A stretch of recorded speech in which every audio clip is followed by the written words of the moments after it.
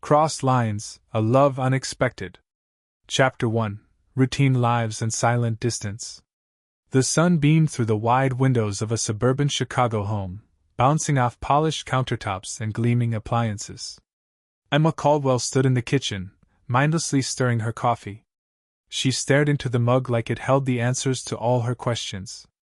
Married for 6 years to David Caldwell, an IT consultant with a quiet personality and a rigid schedule, Emma felt more like a roommate than a wife. Their love story had started strong: college sweethearts, spontaneous road trips, passionate nights. But now they barely spoke beyond logistical updates. "Did you pay the water bill? Don't forget the HOA meeting." David, though a good man, had become emotionally distant. He worked long hours, came home exhausted, and fell asleep in front of the TV. Emma, a marketing executive at a mid-sized firm, often found herself eating dinner alone. She didn't blame him entirely. Life had shifted. The romance was gone, and neither of them seemed to know how, or care, to get it back. Chapter 2. The New Boss. When Emma's company announced a new regional director, the office buzzed with curiosity. "He's coming from New York," whispered coworkers. "Super sharp, demanding. An African, Nigerian, I think. Tall. Charming." The day he arrived, the energy shifted. Adrian Okoye commanded presence the moment he walked into the conference room, 6'4", dressed in a navy blue tailored suit, deep-toned voice, confident stride. Emma hadn't expected to feel her breath catch. "Emma Caldwell?"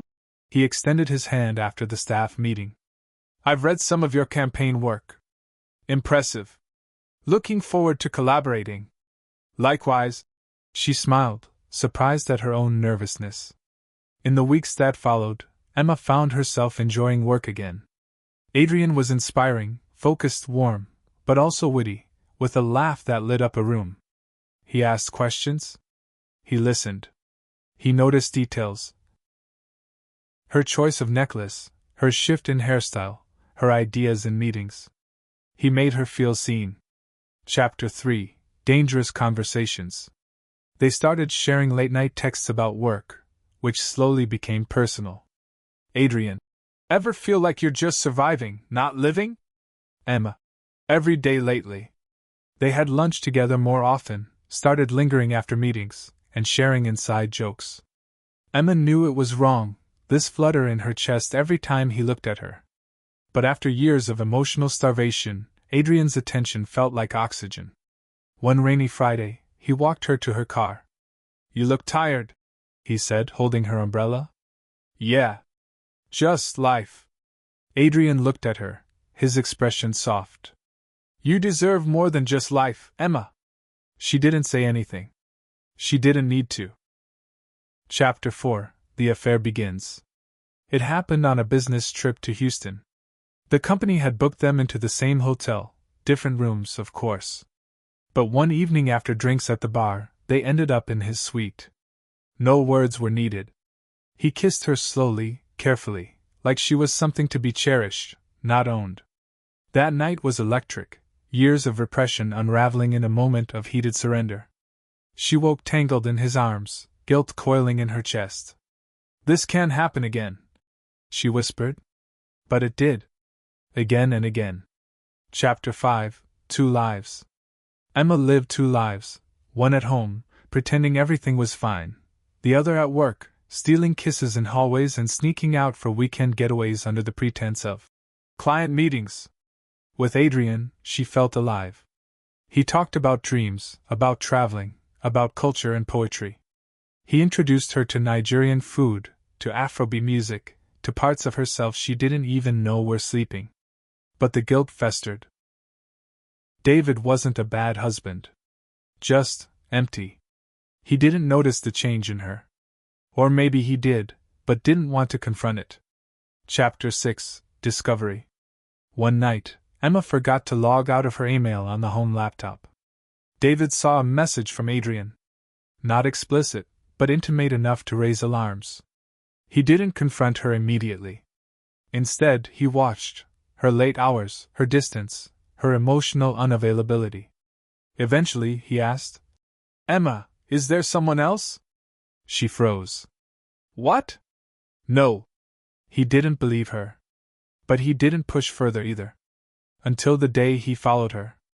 She told him she was working late. Instead, she met Adrian at a small Italian place downtown. David saw it all, from the way Adrian held her hand to the way she smiled in a way she hadn't smiled at home in years. Chapter 7: Collapse. That night, when she returned home, David was waiting. I know, he said. Emma's heart dropped. David, you love him? Silence. Do you? He repeated. Tears welled in her eyes. I didn't mean to. I didn't plan any of this. He nodded. I want a divorce. Chapter 8: Rebuilding. The divorce was quiet but devastating. Emma moved out. She didn't run straight to Adrian. For weeks, she tried to understand what had happened, how love had faded, how choices had unraveled their lives. Adrian stood by her, though. Not as a savior, but as someone who understood pain, mistakes, and growth. Months passed. Slowly, they began building something real, not born from secrecy, but from honesty. David, meanwhile, began his own healing journey. Therapy, reconnecting with old friends, even dating. Chapter 9: A New Love. 1 year later, Emma and Adrian stood at Navy Pier, looking over the water. Do you regret it? He asked. I regret hurting David. But I don't regret finding you. He took her hand. Love doesn't always arrive in perfect timing. But maybe we make it right by what we do next. They walked together into the future, flawed, complicated, but real.